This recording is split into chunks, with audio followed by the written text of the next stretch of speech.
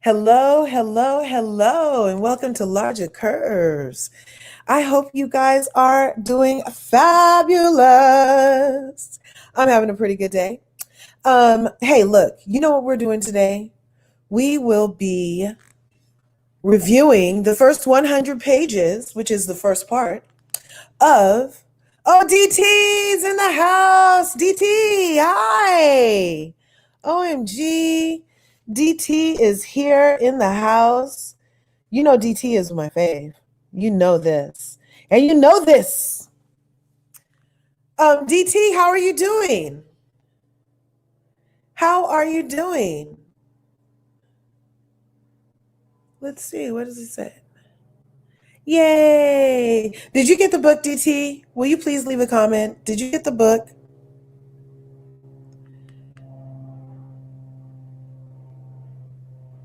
Because I got it on Kindle.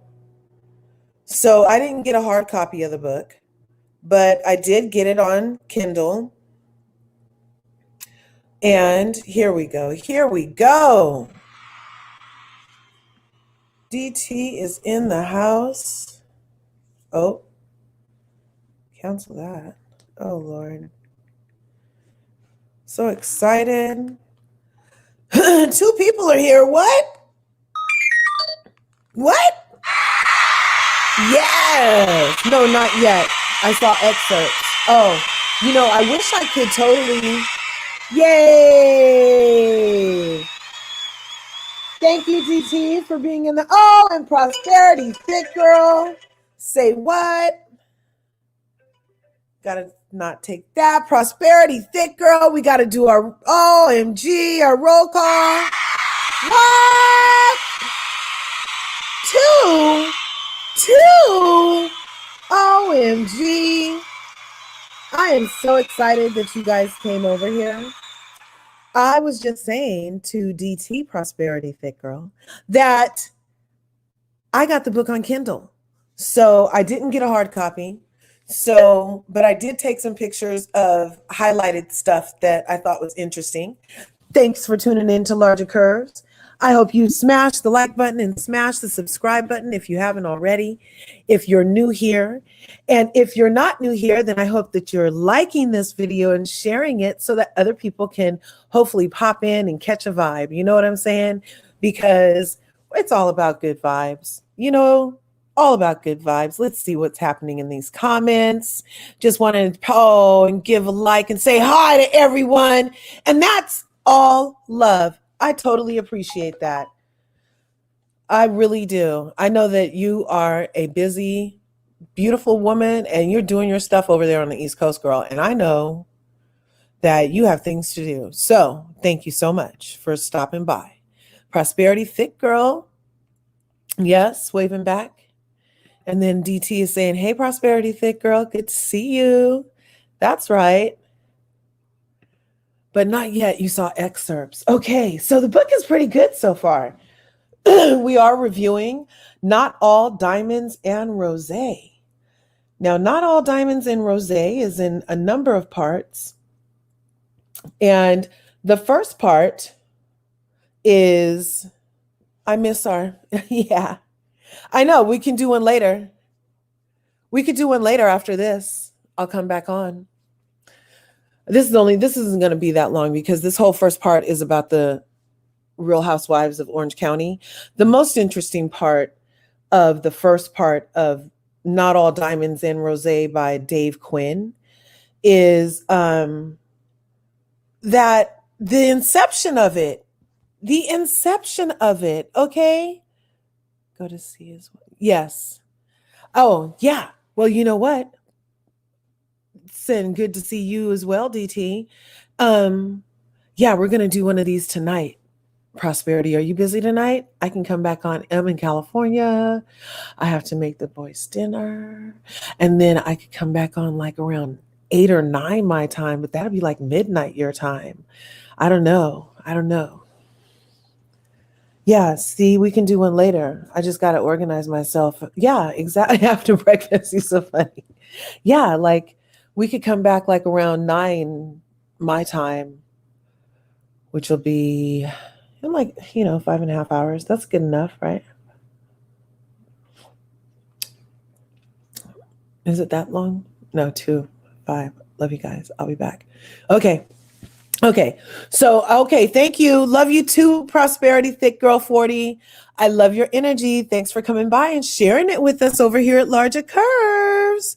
And I know that you smashed the button, so I really appreciate that. I am trying to get to 400 subs over here. That seems like a nice number. I'm only a couple away. It's nice and round. And so hopefully I'll get some subs over here and get to 400. I don't know if anything changes once I get to 400 subs on YouTube, but it's just a nice milestone. I'm really appreciative of all of the curvies in my life, and that's what I was like, okay, so what's a good name for you guys? Like, I was thinking curvies because it's LRGA curves, because flat is boring, but Mwah. I'll put a thing up for you, Prosperity Thick Girls. So hopefully you'll be able to see when I come back on at 9 my time. Yeah. So anyway, all over the place. Let's go back to the book.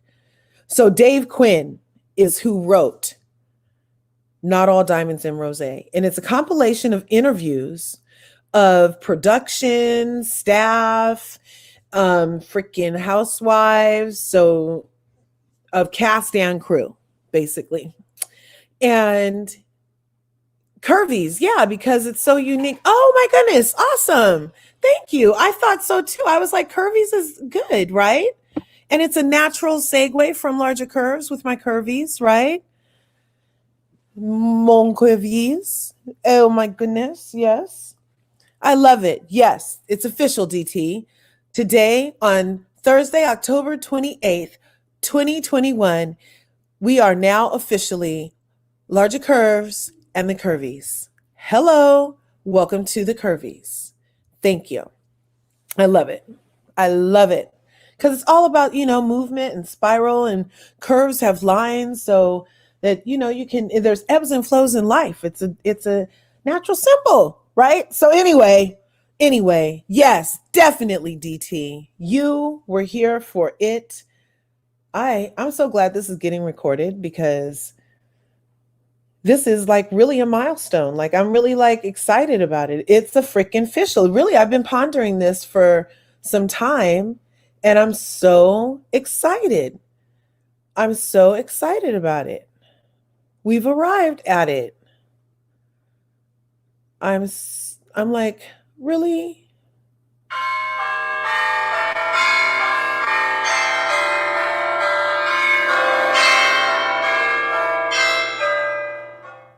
Yay, it's official. I'm going to go get my kids and phones and closer to that for, oh my gosh, you're so wonderful. That would be so, oh my God, that is good looking out, Prosperity Thick Girl 40. That is excellent. I love this. This is so freaking awesome. That is so freaking awesome.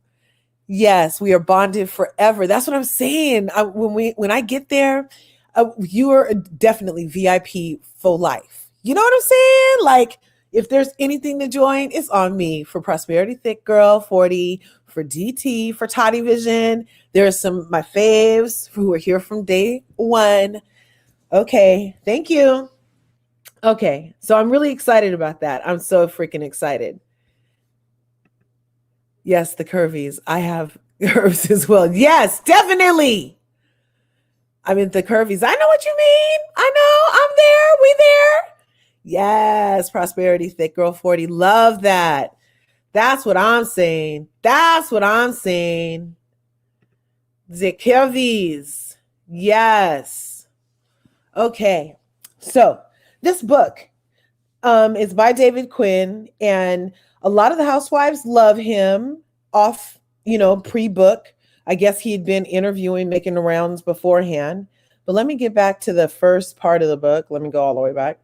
I wish I could show you this. I could show you the front, but I don't want to get copyrighted. As it turns out, your girl over here be getting copyrighted on shit all the time. So I gotta be careful. So I can't show you, I can't read it to you, as it turns out. I was gonna have this as like a reading room, but I can't read directly from the book to you guys without it being a copyright infringement. However, we can discuss it and I can read excerpts, but not too many, not in order. And yes, okay. So we start off in Not All Diamonds in Rosé with, of course, all like over 100 people are involved. And then we come to Meet the Wives. What I thought most interesting, this is not going to take that long, people. We're 11 minutes in. I'm just so happy to have people in the house. You know what I'm saying? That I don't want to take a lot of your time. And there's not a lot of juice for me specifically, because I'm on the Pacific coast, right? That's why it's specifically. And so, I mean, while I do and have watched The Real Housewives of Orange County, lately, as of late, I've decided not to support that franchise a lot because it's just like, why? I don't know. They have stuff. So anyway, but what is so freaking interesting about this first, I understand, looking forward to hearing you on the review. Oh my God. Okay, awesome. Okay, so this first part, it starts with a quote from Gina. Remember Gina from The Real Housewives of OC? Gina, wine in her face at the pool party, Gina. Yeah, Gina starts off with her saying, Vicky tries to pretend that she was the first housewife, but the bottom line is it was me. So that's how the book starts, okay? And it gets messier from there. There's nothing but shade and mess. And even these girls in the OC, they know about the dramas in the OC. And so it's interesting also to see that the original producer, dude, yes, Gina, yeah. The original producer, Scott Dunlop, Gina says that he produced the show, just like Vicky says that it was another person, but it wasn't. It was Scott Dunlop, in fact, had just moved in to that Coto place, the Coto de Casa, California. And he moved there in 1986 and was mesmerized by the life behind these gates of where 15,000 residences lived in this neighborhood. And, it was 15,000 people. And it's the largest gated community in America, is this Coto de Casa place where Vicky Gunvalson's famous grotto style backyard pool is, right? So anyway, so Scott Dunlop moves in there, and who's his neighbor except for Gina Keogh? And he watches her life and sees how her kids are just like wandering the streets of Coto de Casa, how her husband's here and there and everywhere. And there's the tennis bitches and, the soccer moms and, everybody's fake boobs and tans everywhere. And he was just amazed. And when he originally pitched the idea, it was because of Gina Keogh's life specifically that he went and pitched this show. Isn't that amazing? I've stopped supporting OC ever since that Kelly fraudulent frog came on.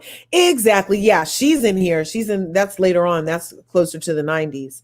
This is just like the first 3 pages or whatever.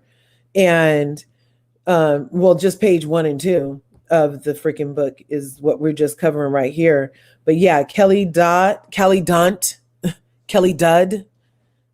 whatever her name is. Yeah. It talks about how she's a racist in the book, basically. And they're like, how is she still on the freaking show? That's what the other housewives think of her too. So yeah. I totally agree. Yeah, ever since Kelly came, and a little before that, I guess. Like, no, I used to like the Trace Amigas. Like, I used to watch them. I guess kind of. That's my coffee. My coffee's nice and hot.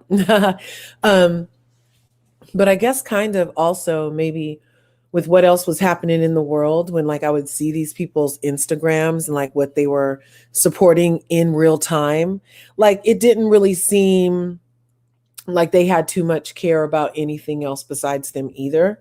So I also, for that reason, in addition to whatever. So, I like to support people that I feel like would support me in a way, or support my community, or support my, or my vibe or whatever. I'm not, it should be reciprocal. It shouldn't be like me just watching these ladies from the OC who give two F's about the rest of the world. At least like in Beverly Hills, there's philanthropy or charity work or whatever. And even when the ladies used to do Miami stuff, they used to have charity events and stuff. And even on Potomac, when they first started, they would do charity events and stuff like that. So, I appreciate those type of things. In that regard, it's reciprocal to at least the community that they live in. You know what I'm saying? And it doesn't just feel like, oh, I'm behind this gate in OC getting a tan, getting my boobs, F the world, whatever. So anyway, that was a rant, but yes, Kelly Dud does come up in a couple of minutes because like I said, I'm not going to keep you too long. It's already 17:17 and I won't go past a half hour. I swear. So I only get like however many more minutes that is. Yeah. Anyway. Okay. Here she goes. So yeah, the whole thing was based off of Gina, and because her life was so freaking interesting. Yeah, I agree with you. At LRGA Curves, OC acted like they really didn't care for the world. Yeah, just them and their. Yes, exactly. Exactly. So, and viewers, we're watching it for, to me anyway, it is a form of escapism. It is a form of like, oh, isn't that nice? Like, it gives us our lifestyles of the rich and famous kind of energy, But at the same time, when you're exposed to it season after season, and you start realizing that there's more to your life than this show, and then you look at the show and you're like, there's more to these women's life than this show too, but they're not doing nothing with this platform. So it's like kind of my evolution of it all also happened. You know what I mean? So, but definitely they, of all the franchises, I don't really know. What do they really do for like, charity work and stuff like that? What are they really doing? Who knows? They didn't talk about it in chapter 1. Let's go on. So, they were fascinated when they first met Vicky too. They always thought that Vicky from Jump Street, she was frenetic. She was a workaholic. She was unafraid, but she also was hesitant. She told them, she's like, I'm not a pretty woman. Why would you want to see me on TV? And that came to be a cross to bear with her. And when social media got mean at her, and then when Slade came on and called her Miss Piggy and all of that. So, but then she came back with her facelift, and she's just been working on it. She's just been sculpting herself ever since, because she came to the show already with these body image issues, it seems, right?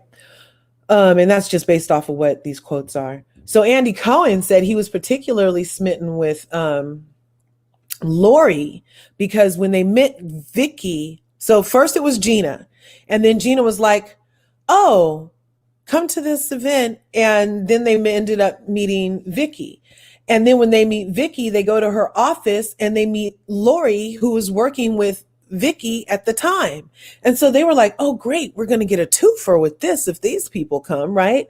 So what Andy says of the meeting was that he was particularly smitten with Lori because she was kind of like the soap opera archetype, being from the wrong side of the tracks and striving for more. And he couldn't get over how big her boobs were. Andy has a fascination with the tatas.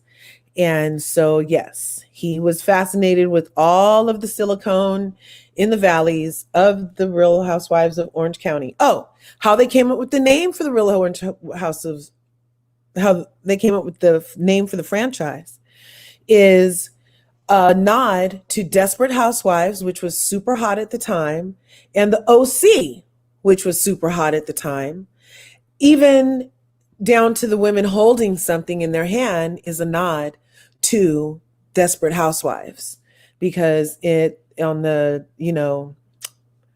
artwork for Desperate Housewives, the lady was holding an apple, and or the snake or whatever. Anyway, so that was a nod to that. They were kind of being like parody-ish, and at the same time a nod, and at the same time, obviously, those two things being so hot at the time, it wasn't gonna hurt as far as marketing to have those sounds in our ears, you know what I mean? So anyway, it wouldn't have been far-fetched for somebody to want to watch something.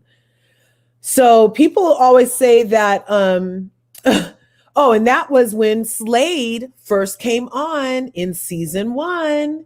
Some people don't remember this. I had posted on one of the chat rooms recently about how Slade kind of is the Simon of OC, Simon Gobadia, because he was practically full on married, but he really wasn't married. Slade was not married to anybody else. So Andy Cokin has a fascination with the Tatas and social climbers. Yes, much like yes, because it also says that they were trying to see how could they even fit Andy in to any of it, because Andy's inclinations was he wanted to be in front of the camera. And he just kind of ended up being the producer and semi-creator, formatter of this show. And he wanted to be in front of the camera so bad that that's finally like, they were like, okay, let's have him do the reunion. That's what happened. So yes, Cokin wanted to be around what he is. You're pretty much right. So, but Slade was in that first season, and people used to say that Slade paid $2,500 to make it on, but he didn't. Anyway, he was on with that Joe De La Rosa girl, and she was Latina. So they did have a Latina girl on there that very first season also. She didn't last too long. Her and Slade's relationship became too contrived because it was obviously production, because they weren't really getting along. But then Slade immediately left her and went out with Lori. Yes, the same Lori that I just said Andy Cokin loved her Tatas. Yes, he ended up hitting that a couple of times. And then De La Rosa came back on the show, so he went back to De La Rosa. He had Community Peen over there. Community Peen. He's the first official Jamal. Community Peen over there in the Real Housewives of OC season 1 set the tone. The other thing I wanted to say real quick, because I said I was only going to take a half hour, so I only get a couple more minutes. But one of the other highlights from this chapter was that,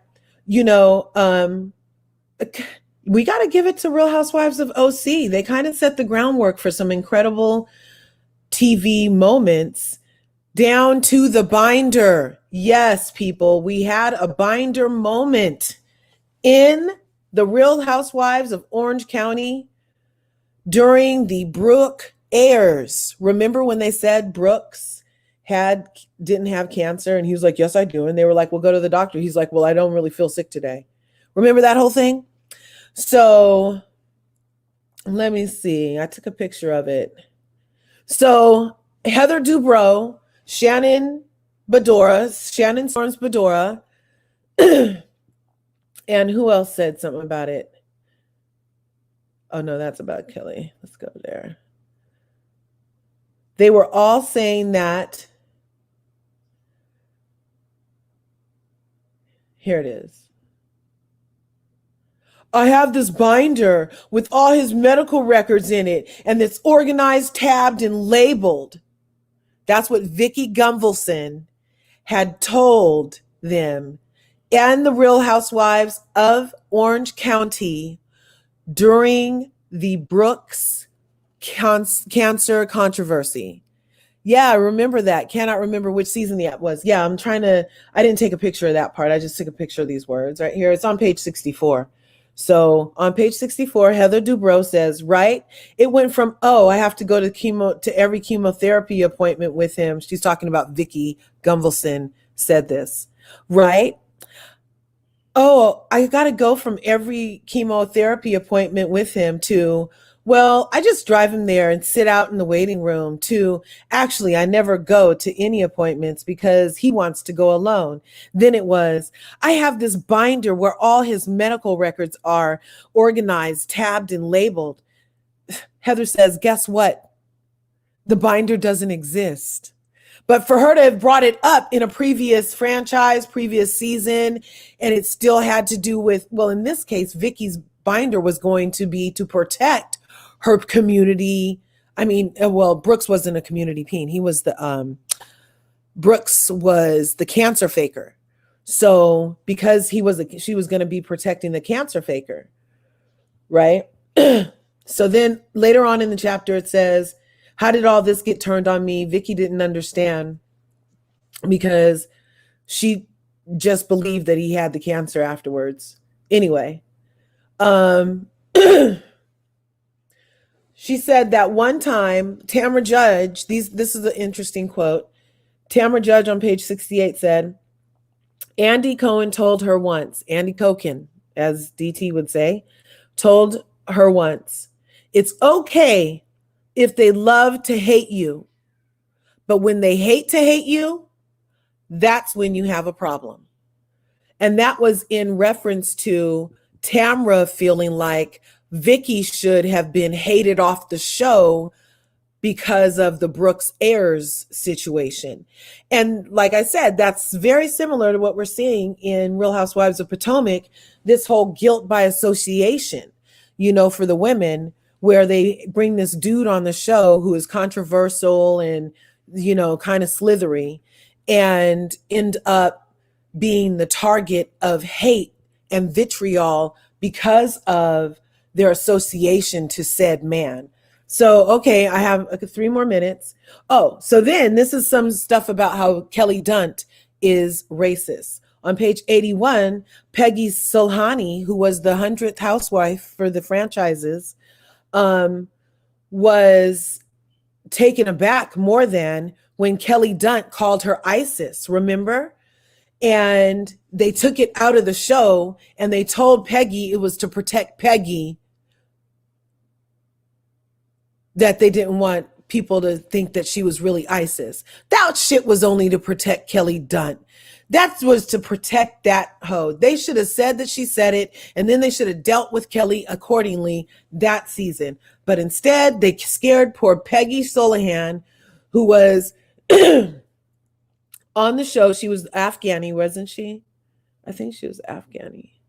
Anyway, so, and that's why she was called ISIS. But Kelly Dunt said, I wasn't calling her ISIS because of her ethnicity. I wasn't being racist or anything. I know she's Armenian and Christian, but at the time, ISIS was still a big terrorist group in the news, and she was over here threatening us. So I was like, who are you? A terror group? Am I supposed to be scared? I'm not scared of you. That's where I meant it. If I said it today, I would say, are you Antifa? What are you, Antifa?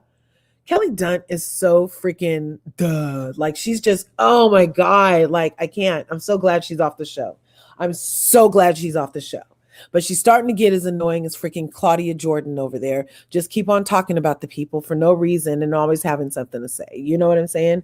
Anyway, anything to try to still be relevant. When the show is done with you, everybody's done with you. Just go on. Be happy with your new husband, whatever you're going to do, right? Right.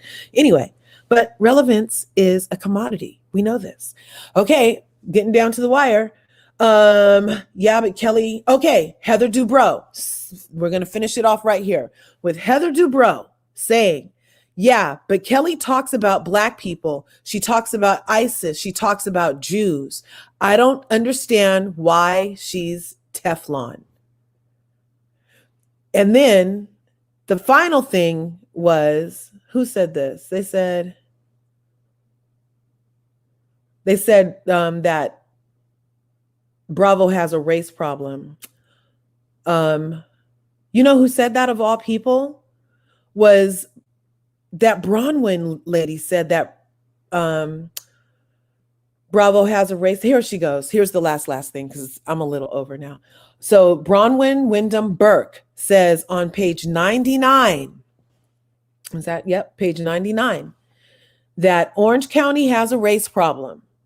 Thomas actually said to me, bring your black friends around more. And I said, Thomas, I don't have any black friends in California. They're all in Miami. That's not because I'm racist. It's because there are no black people in my neighborhood. None. I know one woman who is black. I know one woman who has a black husband, and I know one mixed race woman. That's it. So, and 15 years later, the OC remains on going strong.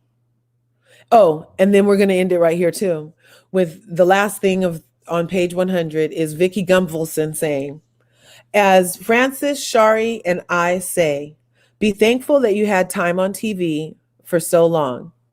She's like, well, I am, but I'm also bitter you fired me because you know I'm good TV. And that's where I'm going to end it for this review. I think it was pretty good and juicy and salacious. There was a lot of other stuff that I could have, that sounded like production was protecting Kelly fraudulently. Yes, that's what I'm saying. And that protection allowed her to say even more disrespectful stuff and more disrespectful stuff when, you know, they're not tolerating it, too many do-overs and keeping shit out. They're not trying to protect none of the Real Housewives of Atlanta. They're not trying to protect those Real Housewives of Potomac. They're leaving all the stuff in so we can think whatever the hell we feel like thinking about those hoes. No, I'm not saying it like that, but I'm saying it like in that regard, you know, because those are beautiful melanated goddesses who I respect. And I love what they're serving on the TV. And I hate that the connotation I said it in is probably how they're expecting it to come across. But anyway, yeah, they really don't care. And it's obvious. They let certain things go for years. Kelly was on there being nasty for a long time, yet she was allowed to continue. So, but you see, I can't wait to get to part 2. And that's going to be, it should take me like, so today is what? Thursday, Friday, maybe Sunday or Monday. Monday, I'll do the next 100 pages. And maybe that'll be all of section 2, or maybe I'll do it sooner. It depends. Exactly. They weren't protecting Potomac or Atlanta, but would rather protect Orange County. That's what I'm saying.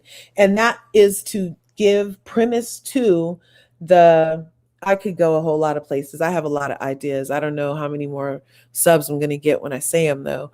But like, you know, it's to support the false efficacy of white supremacy. That's all it's for. You know, when they don't allow themselves to be seen in their worst light, it only allows people to think of them in a certain way. Whereas when you constantly bombard us with images of a different light, you know, fighting, a lot of twerking. I mean, and it's real actual twerking, you know, and cuss outs or whatever the stereotypical is for whatever race you're dealing with. When you're perpetuating that stereotype and not protecting it equally as you would for Kelly Dunn in freaking OC, and then turn around and try to gaslight that poor lady, Peggy. Can you imagine how she was already coming? Remember Peggy? She was the one who had the double mastectomy like 5 weeks or 5 months before the show. And so she was in healing mode on top of it. And they told her that it was to protect her. Please. Whatever. Anyway, oh my God, love my dogs. Hey, how's it going over here? Oh my gosh, I'm so glad you popped in. You know, we were just wrapping up. I promised the people I wouldn't stay for much longer than a freaking, what's it called? A half hour, and I've already gone over a little bit. I'm so glad you popped in. Love my dogs too. Yay. Right on. DT says, yeah, Kelly fraudulent crybaby bullfrog was toxic as heck. Exactly. Hey, love my dog. So good to see you. Yes, it is. Yes, it is. I can't even believe I have like 3 people in here the whole time practically. And my 30 minutes is up. Leave a comment down below. Um, and let me know what you thought about the review. If and let me know if you're looking forward to the next part. I hope the next part is just as juicy and we have a lot of good tidbits. Like I said, my takeaways are that Gina Keogh was the muse for all of it, for the entire all of it. Look, love my dogs too says, "Hey DT." Ha, right on. It's all love over here on Larger Curves. All love. Thanks for popping in. I hope you're smashing buttons on the way in here. Smash the like button, smash the subscribe button, and hit the like and share me and all of that stuff. I was mentioning earlier that I'm trying to get to 400 subscribers over here on Larger Curves.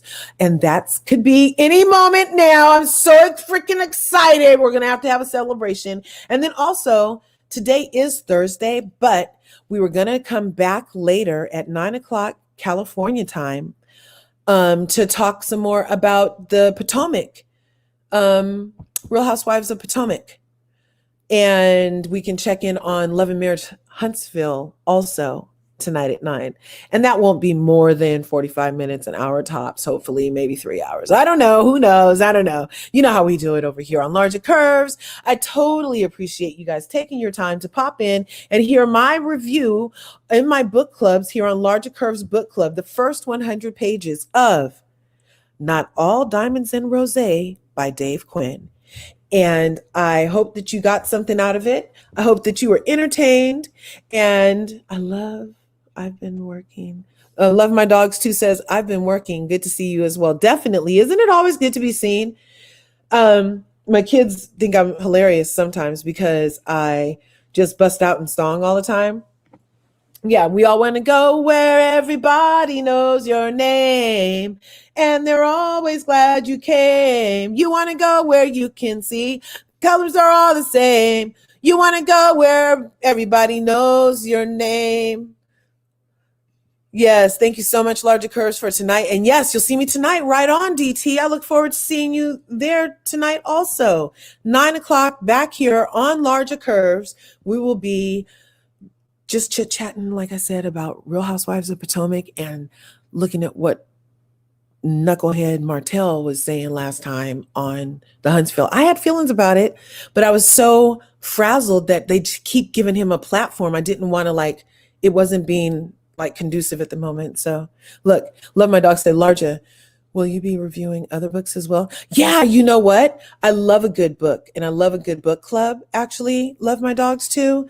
And I just finished the book club with Tanya Sam from Real Housewives of Atlanta. Yes, that Tanya Sam has a virtual book club that she was hosting during the entire pandemic. And so we did a couple of books during the summertime with her.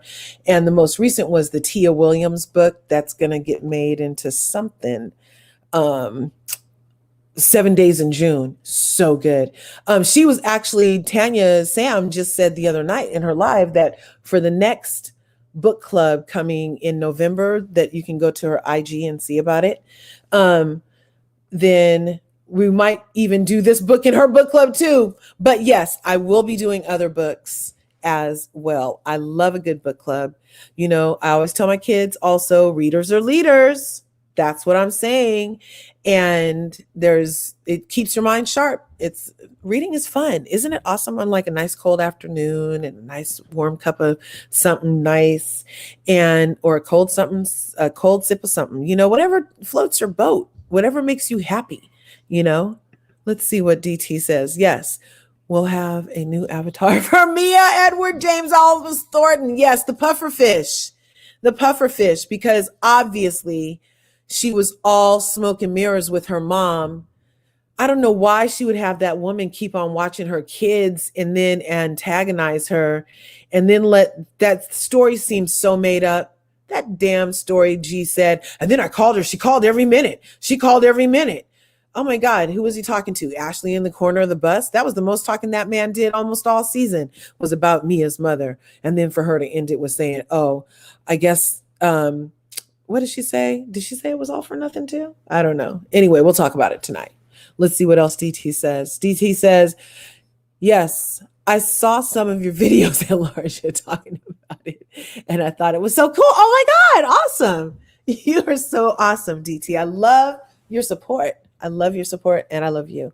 And I love that you popped in today, and I love that the rest of you popped in today. And I said I was going to keep this to about 30 minutes, and now we're at 41 minutes. So I'm going to sign off here, go be with my family, and then I'll come back to be with my YouTube family at 9 p.m. sharp, okay? Leave comments, smash buttons, let a friend know, and I'll see you in the next video.